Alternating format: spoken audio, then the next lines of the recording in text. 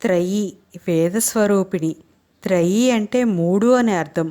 ఈ నామంలో 3 వేదాలను సూచిస్తుంది. వేదాలు అనగా ఋగ్వేదము, యజుర్వేదము, సామవేదము. వీటిలోని విషయాన్ని త్రయీ విద్య అంటారు. 338వ నామం అమ్మవారిని వేదజనని అని తెలుపుతుంది. అంటే వేదములకు తల్లి. ఈ నామం ఆమె 3 వేదాల రూపంలో ఉందని చెబుతుంది. ఋగ్వేదం ఆ అక్షరముతో ప్రారంభమవుతుంది. యజుర్వేదం ఈ అక్షరంతో ప్రారంభమవుతుంది. మరియు సామవేదం కూడా ఆ అక్షరంతో ప్రారంభమవుతుంది. ఆ మరియు ఈ మరియు ఆ కలిపితే ఐ అక్షరం వస్తుంది. ఈ ఐకి పూర్ణ బిందును చేరిస్తే అది ఐం అవుతుంది. ఐం అక్షరాన్ని మంత్రశాస్త్రంలో వాగ్భవ బీజం అంటారు.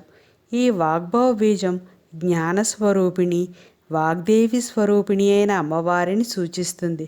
కాబట్టి అమ్మవారు త్రయీ అయ్యింది.